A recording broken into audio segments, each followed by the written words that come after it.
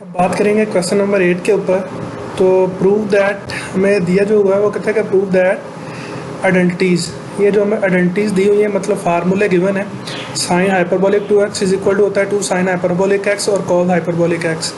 इसी तरह secant square hyperbolic x is equal to होता है 1 minus tan hyperbolic square x के। और इसी तरह cosecant hyperbolic square x is equal to 1 minus cot hyperbolic square x। ये फंडामेंटल फार्मूले हैं, इनको आइडेंटिटीज़ कहा जाता है। इनका जो है वो प्रूव हमने करना है। तो इन प्रूफ को याद करने के हल करने के लिए हमारे पास कुछ फार्मूले हैं, वो आपके जहन में होना लाजमी है, उनको आप ज़बानी याद करेंगे। तो सबसे पहले हमारे पास इसका पहला प्रूफ लेते हैं। Sine hyperbolic 2x is equal to 2 sine hyperbolic x cos hyperbolic x। तो इसके लिए देखें हमारे पास एक साइन हाइपरबोलिक x का जो फार्मूला आता है वो e की पावर x माइनस e की पावर माइनस x ओवर 2। तो साइन हाइपरबोलिक x का ये फार्मूला आप याद करेंगे। कॉस के लिए ये होता है कि e की पावर x प्लस e की पावर माइनस x ओवर 2। ये दो मेन फार्मूले हैं जो हमारे इस्तेमाल होने वाले हैं, ठीक है।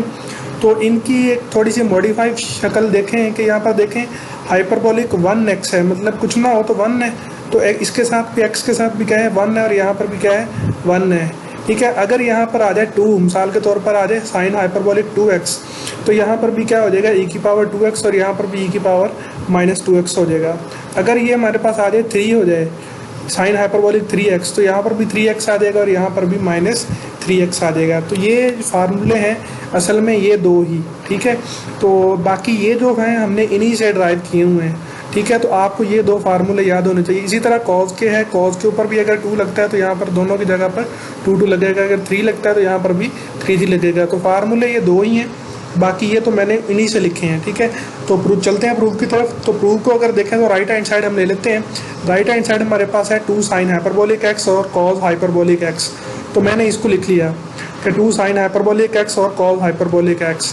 तो इसके लिए हमारे पास जो फार्मूला है 2 साइन हाइपरबोलिक x और कॉस हाइपरबोलिक को हल करने के लिए जो साइन हाइपरबोलिक x का फार्मूला है और कॉस हाइपरबोलिक x का फार्मूला मैं वो यहाँ पर पुट कर दूंगा। तो मैंने यहाँ पर इसको ये लिखा कि 2 sine hyperbolic x cos hyperbolic x, उसके बाद 2 ऐसे लिख लिया साइन हाइपरबोलिक x का ये फार्मूला और कॉस हाइपरबोलिक x का जो फार्मूला है वो दोनों मैंने यहाँ पर जाके पुट कर दिए। इसके बाद जो है वो देखें ये जो 2 है ये 2 से क्या हो जाएगा कैंसिल आउट।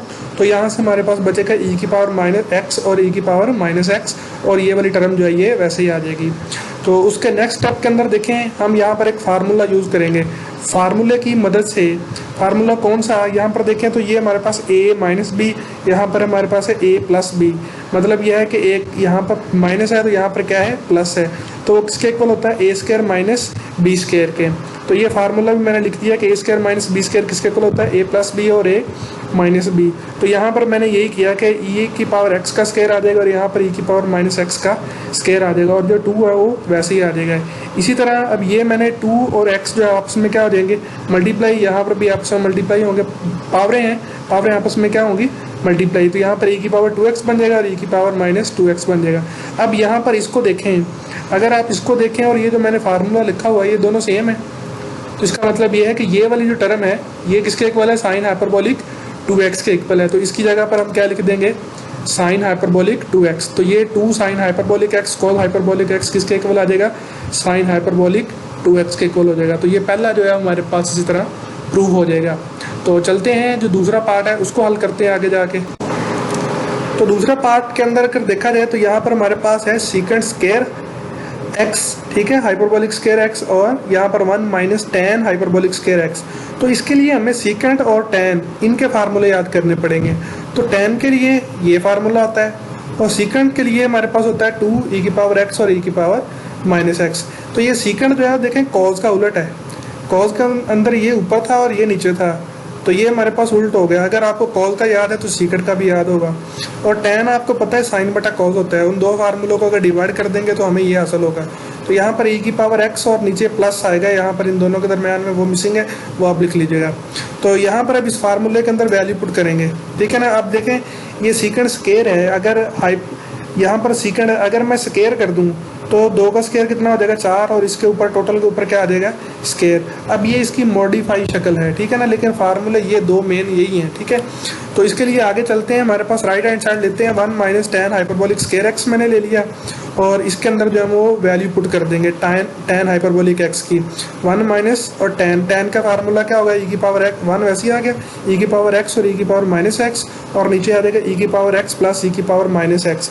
अब यहाँ पर मैंने बोला था कि यहाँ पर प्लस आना है, यहाँ पर मैंने लिख दिया तो प्लस आएगा, ठीक है। ऊपर माइनस और इन दोनों का क्या है हाइपरबोलिक का क्या स्केयर है, तो यहाँ पर क्या आ जाएगा स्केयर।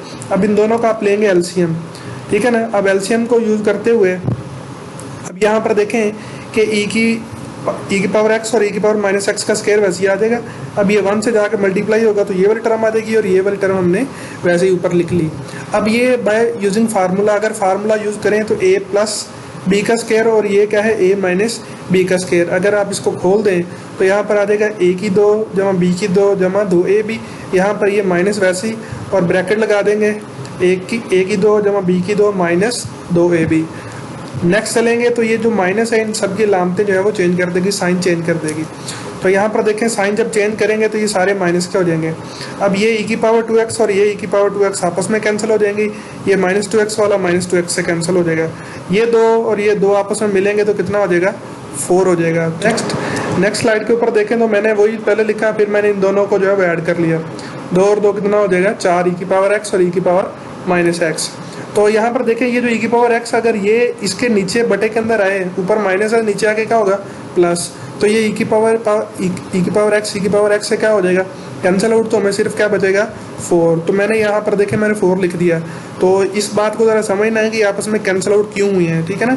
e की पावर x और e की पावर माइनस एक्स, e की पावर माइनस एक्स इसके बटे के अंदर जाएगा तो ये आपस में कैंसिल आउट हो जाएंगे, ठीक है। तो यहाँ पर ये लिखेंगे तो ये हमारे पास क्या बचेगा 4 और ये वाली जो टर्म है नीचे ये मैंने वैसे ही लिख दी।